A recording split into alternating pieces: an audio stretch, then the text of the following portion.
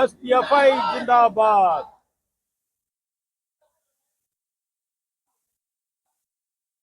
शिक्षक संघों के महासमागम का सबसे पहले अभिनंदन करता हूँ।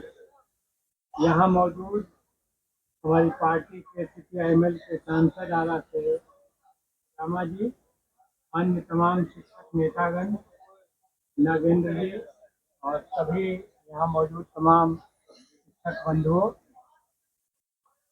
एक बहुत जरूरी सवाल लेके आप आए हैं। नई शिक्षा नीति हम समझते हैं कि 3-4 लक्ष्यों को लेकर के आई। एक तो शिक्षा का भगवाकरण करना, सांप्रदायिक पहलू को उसमें बढ़ावा देना। दूसरा, शिक्षा का निजीकरण और बाजारवाद को बढ़ावा देना। और इसी में जुड़ा हुआ है कि वेलफेयर स्टेट में जो शिक्षा कल्याणकारी राज्य में दायित्व था सरकार का, वो अब मुनाफा का केंद्र बना दिया जाए उसको।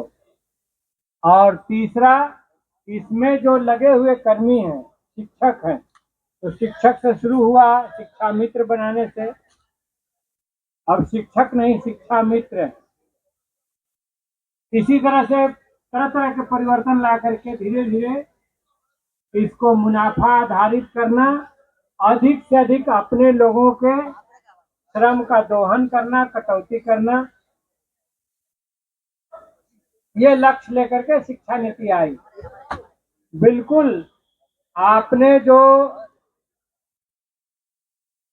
अपनी वेतन कार्य स्थिति के सुधार के साथ साथ पेंशन के सवाल में भी जो ओल्ड पेंशन स्कीम था उसको बहाल करने का सवाल जो आपने उठाया है, ये वाजिब है।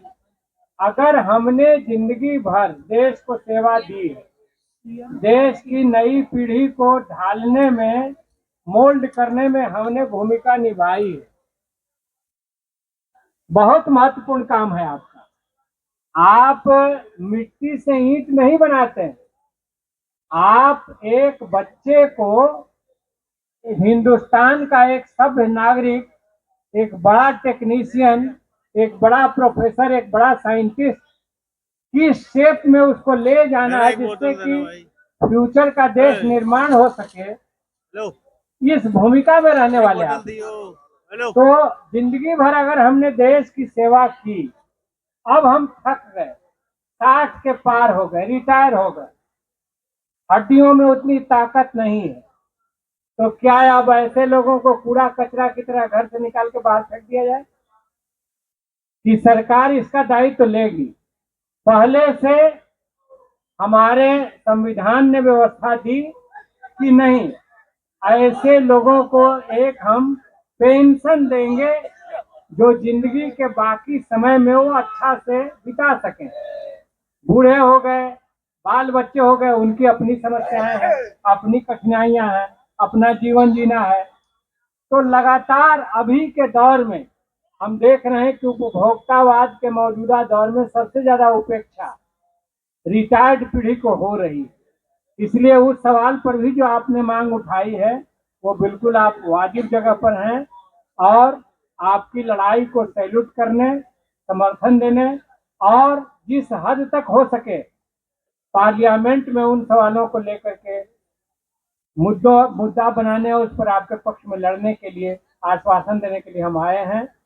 तो हम आपके साथ हैं, खड़े हैं, और इन मुद्दों पर हम आवाज उठाएंगे। अभी 4 दिन से हिंदुस्तान की सबसे बड़ी पंचायत और उसके मुखिया चर्चा कराने से भाग रहे हैं। अडानी को 2200 करोड़ जो घूस मिला, इस घूस से अडानी ने क्या क्या देश का लूटा, क्या क्या बेचा, कितनी कमाई की, और इसकी पर्दादारी के लिए बराबर अडानी का कोई एग्जीक्यूटिव डायरेक्टर सवाल का जवाब नहीं देता है। ये सत्ता में बैठी हुई पार्टी क्यों जवाब देने के लिए खड़ा हो जाती है हर मामले में? इसलिए इस पर चर्चा कराओ पार्लियामेंट में। और पर्दादारी की इतनी बड़ी कोशिश है कि इन्होंने ये ढक जाए मामला, ये पीछे चला जाए, इसके लिए संभल में दंगा करा दिया।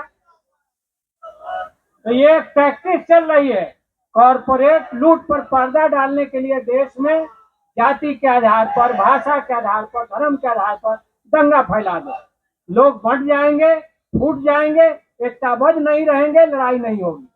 तो हमें अपनी मांगों के साथ साथ देश के इन सवालों को भी ध्यान रखना है। आप तो खुद बुद्धिजीवी समाज हैं, आपको खास नजर रखना है इस पर। इन्हीं शब्दों के साथ आपको धन्यवाद देते हुए कि आपने मुझे बुलाया, ये अवसर दिया।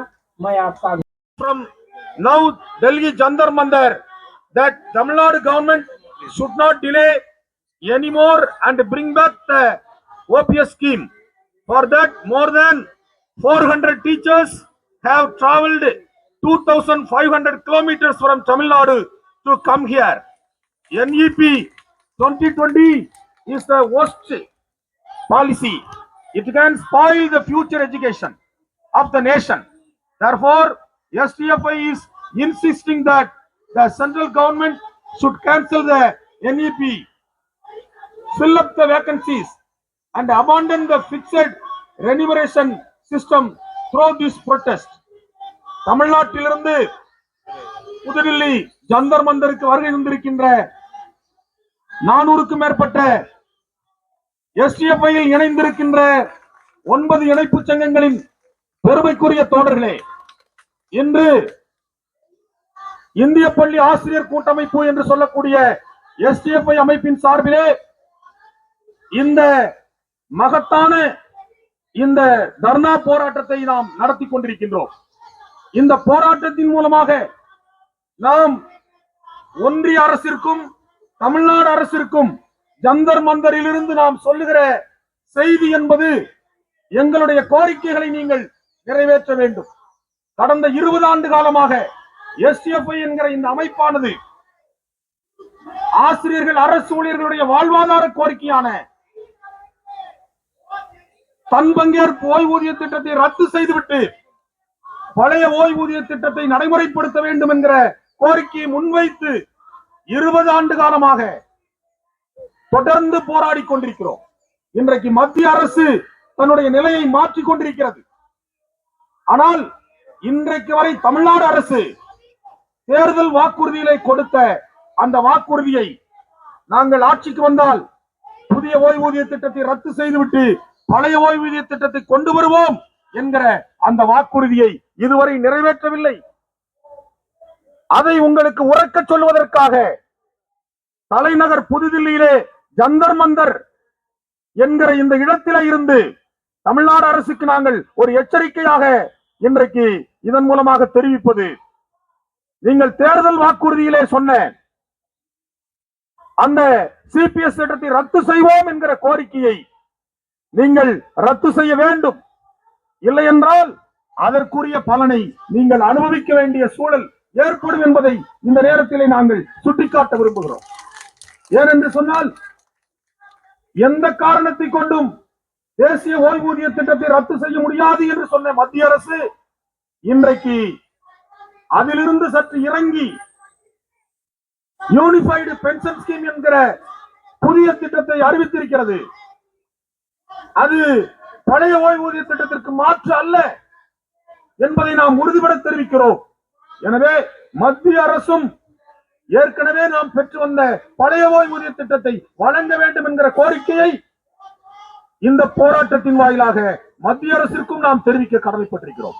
எனவே நாடு முழுவதும் ஆசிரியர்கள், அரசு ஊழியர்களுடைய வாழ்வாதார கோரிக்கையான என்பிஎஸ் திட்டத்தை, சிபிஎஸ் திட்டத்தை ரத்து செய்துவிட்டு பழைய ஓய்வூதிய திட்டத்தை கொண்டு வர வேண்டும் என்கிற கோரிக்கையை நாம் முன்வைத்து தொடர்ச்சியாக களத்தில் இறங்கி போராடுவோம். நம்முடைய கோரிக்கைகளை வென்றெடுக்கும் வரை எஸ்டிஎஃப்ஐ களத்திலே நின்று தொடர்ச்சியாக போராடும். அதற்கு தமிழ்நாடு எஸ்டிஎஃப்ஐ எப்போதும் உறுதுணையாக நிற்கும். தமிழ்நாட்டில் இருந்து எஸ்டிஎஃப்ஐ வீரர்களும் வீராங்கனைகளும் அணிவகுத்து அந்த களத்திலே எத்தனை முறை வேண்டுமானாலும் கலந்து கொள்வதற்காக 2500 கிலோமீட்டர் பயணம் செய்து நாங்கள் வருவதற்கு தயாராக இருக்கிறோம் என்பதை மட்டும் எடுத்து சொல்லி வாய்ப்புக்கு நன்றி கூறி விடைபெற்றுக் கொள்கிறேன். Thank you all comrades.